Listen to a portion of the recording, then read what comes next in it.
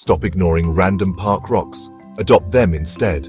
Seriously, when was the last time you actually looked at the ground and thought, hey, that rock could use a friend? Most people just walk by, never giving a second thought to the little pebbles and stones scattered everywhere. But what if, just once, you decided to do something different? What if you let yourself be open to a little bit of weirdness and whimsy?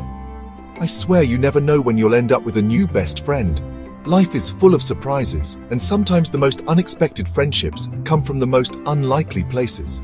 I mean, who would have thought a simple stroll through the park could change your whole week? This is the weirdest story I'll tell all week. So picture this.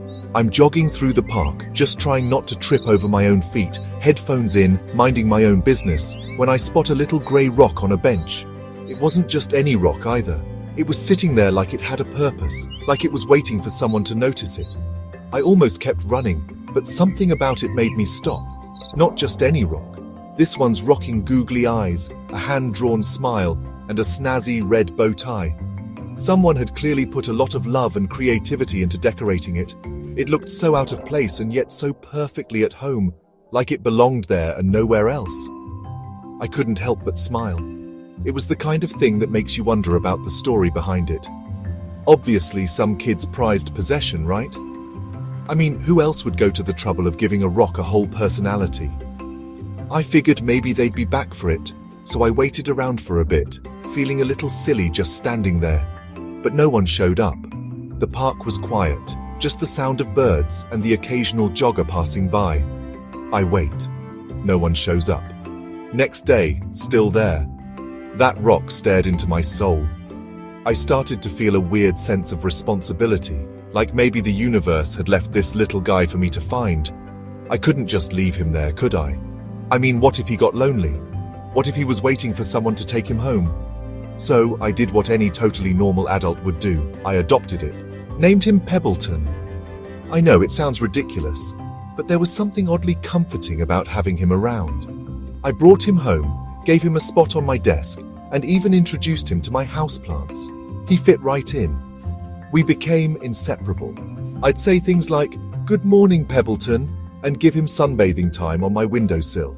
He became my little silent companion, always there to listen, never judging. I even started telling him about my day, like he was my own personal therapist.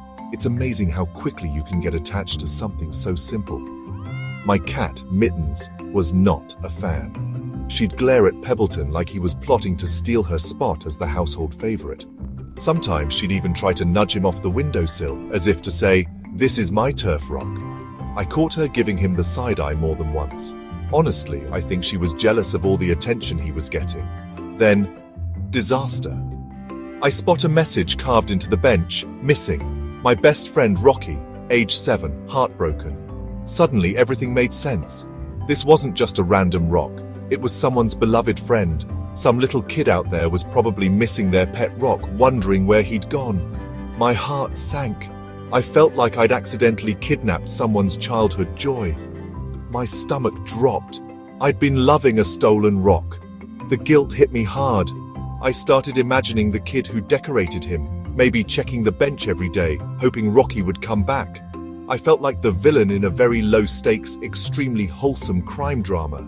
Now, do I return Pebbleton to his rightful owner, or keep my accidental emotional support stone?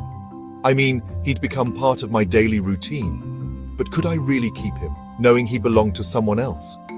The moral dilemma was real.